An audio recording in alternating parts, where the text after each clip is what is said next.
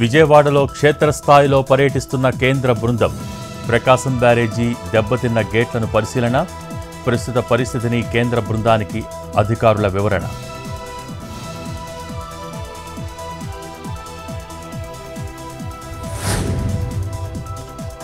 గుంటూరు జిల్లా Mangalagiri rural police స్టేషన్కు YCP నేతలు. నందిగం సురేష్ను పరామర్శించేందుకు వచ్చిన వైసీపీ నేతలు అడ్డుకున్న పోలీసులు, ఇరు వర్గాల మధ్య వాగ్వాదం.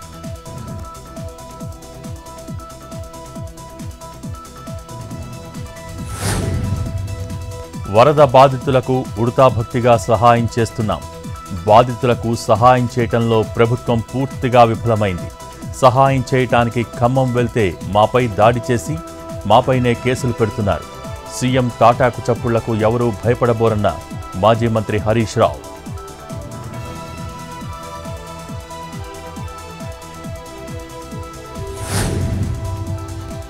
ఖమ్మంలో కొనసాగుతున్న శానిటేషన్ పనులు. ఇతర జిల్లాల నుంచి వచ్చిన కార్మికులు, ఇంకా బురదమయంగానే ఉన్న ఇళ్లు, బురద దుర్వాసనతో ఇబ్బంది పడుతున్న బాధితులు.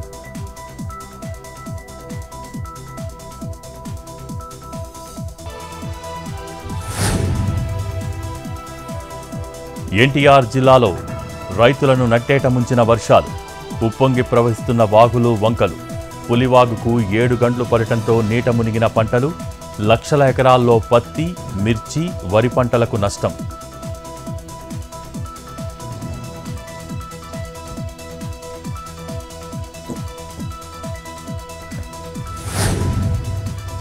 ధవళేశ్వరం కాటన్ బ్యారేజీ వద్ద గోదావరికి వరద ఉధృతి. Inflow, outflow 8,36,000 క్యూసెక్కులు. బ్యారేజీ వద్ద 10.7 అడుగులకు చేరిన నీటి మట్టం.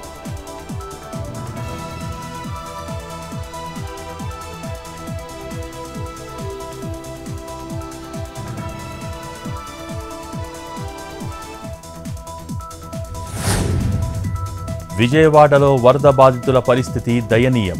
పునరావాస కేంద్రాల్లో చంటి పిల్లలకి పాలు దొరకని పరిస్థితి.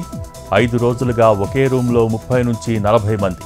వరదలతో ఇళ్లకు వెళ్లే పరిస్థితి లేదని బాధితుల ఆవేదన.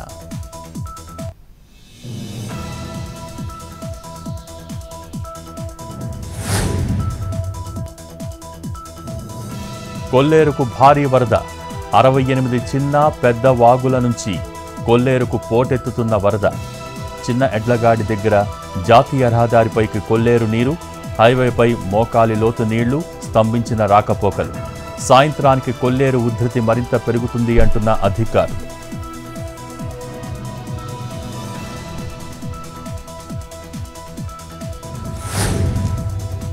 ఏలూరు జిల్లాలో భారీ వర్షాలతో రహదారులు జలమయం. పూర్తిగా నీట మునిగిన కైకలూరు రహదారి.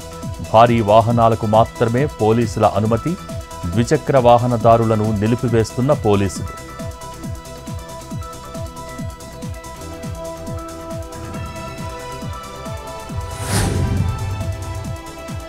కోనసీమ జిల్లా పి గన్నవరంలో వరద ఉధృతి. మునిగిన చాకలిపాలెం, కనకాయలంక కాజ్వే. కోనసీమ, పశ్చిమ గోదావరి జిల్లాల మధ్య నిలిచిన రాకపోకలు. ప్రత్యామ్నాయంగా పడవలు ఏర్పాటు చేస్తున్న అధికారులు.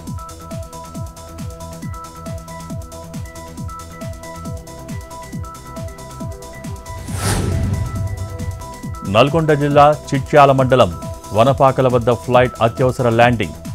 సహాయక చర్యలకు జైపూర్ నుంచి విజయవాడకు వెళ్లిన ఇండియన్ ఎయిర్ ఫోర్స్ హెలికాప్టర్. జైపూర్కు తిరిగి వెళ్తుండగా సాంకేతిక లోపం. వ్యవసాయ భూమిలో సురక్షితంగా ల్యాండ్ చేసిన పైలట్.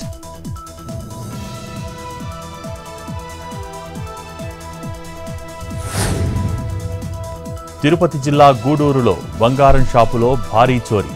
కేజీ బంగారాన్ని దోచుకుని కారులో నిందితుల పరారీ. 2 పారిపోగా మరో 2ని అదుపులోకి తీసుకున్న పోలీసులు.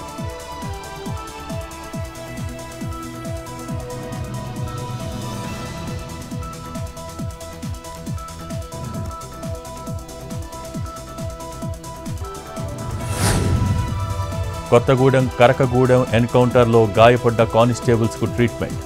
ఎన్కౌంటర్లో 6 మావోయిస్టులు మృతి. 2 కానిస్టేబుల్స్కి గాయాలు. గాయపడ్డ పోలీసులకు పరిస్థితి నిలకడగా ఉందన్న వైద్యులు.